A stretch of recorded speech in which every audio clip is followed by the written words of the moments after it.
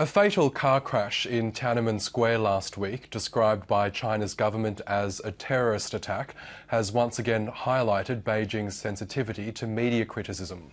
The Foreign Ministry has lashed out at international media for linking the incident to China's treatment of Muslim Uighurs. Beijing will often take serious action against journalists it sees as overstepping the mark. Former Al Jazeera correspondent Melissa Chan was expelled from the country last year. At the time, China's foreign ministry refused to reveal why. She's now studying state-sponsored hacking at Stanford University. Melissa Chan, welcome to the program. Hi, nice to be here.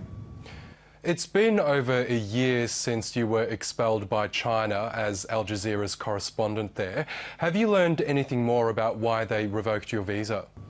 Unfortunately, I've spent the past year thinking about why they expelled me, but the fact of the matter is the Chinese government never came out to say explicitly what they were unhappy about, whether it was something that I did specifically or whether the channel as a whole, Al Jazeera English, did. And I tell people that it's something that I don't think we'll ever find out until years from now, perhaps, or one day when I can actually walk into the halls of the Foreign Ministry of China and pull out my dossier and find out what exactly was the reason. But I'm left guessing. China's government has invested heavily in its state broadcasters, CCTV, both across the country and around the world, and there's been a proliferation of international news bureaus in China. But what's the current state of press freedom in the country? The sense I'm getting is that press freedom has taken two steps back since I've left, both for the foreign press community, but also for local Chinese journalists. Just to give you an example, very recently, a couple of weeks ago, one Chinese journalist was essentially forced to retract an investigative series that he did and say that he had been bribed to put out those reports. Now, there is every possibility that that was indeed the case, but we can't discount the possibility that there was political pressure for this journalist to do so. And this is just one example of many that have happened in the past year. And what's really troubling about all of this is the fact that authorities have really put pressure on local Chinese press to recant a lot of the things that they have reported on. And in this particular instance, 2 weeks ago, this journalist had to publicly do a self-criticism. That's something that is really troubling. I mean, self-criticism in a public manner, that smacks of the Cultural Revolution. When China completed its once-in-a-decade leadership transition earlier this year, there were hopes of reform and change. Will press freedom improve over the next decade under the leadership of President Xi Jinping? We're not seeing that, and I think that there was a lot of hope with the new political leadership in China that there would be change.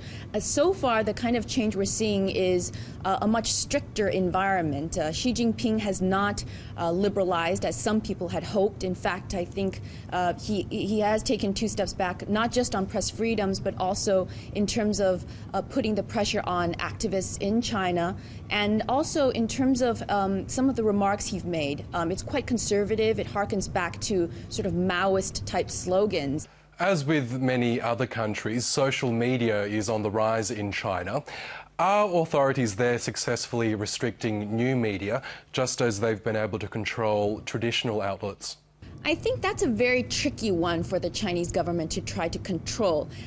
Rumor has it that they have something like 100,000 internet police officers scouring the internet, censoring things. But you have to keep in mind that there are 1.3 billion Chinese, and a lot of them, the vast majority of them, are online on the internet. So how do you censor that? And so the censors can't keep up with that kind of thing. And we do see a very vibrant internet in China despite the censors.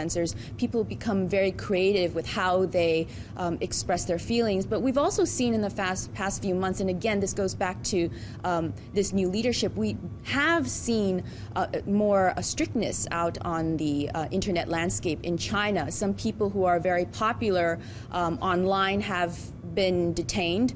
Some people who are very powerful. There's a Chinese version of Twitter called Sina Weibo, and a lot of these Weibo accounts, including popular businessmen, very well-known public figures, have been detained by authorities for the comments they have made. And in the past, they haven't run into that kind of trouble. So why is it happening now in the post-Xi Jinping period?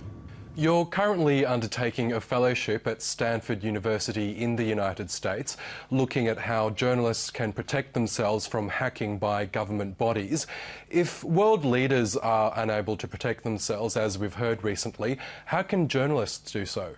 You're absolutely correct. If governments can't protect themselves from invasion of internet privacy, then how can ordinary citizens and journalists do that? And the simple answer, like I said, is it's a losing battle. There are things that we can do to make it more difficult for hackers to access our computers and our emails, but those are only barriers that can be broken if a hacker is sophisticated enough and interested enough in your material. I've got a few pieces of advice that I tell everyone. Lots of people use Gmail, and I highly recommend that people use two-step verification for Gmail. You know, the analogy is you use your password to access your email account, and that's sort of like a key to your house, and you lock it up. And that two-step verification system is a second level. It's a second key. Why would you not protect your email inbox the same way that you protect your house? I mean, just because it's digital, I mean, it's equally private, right?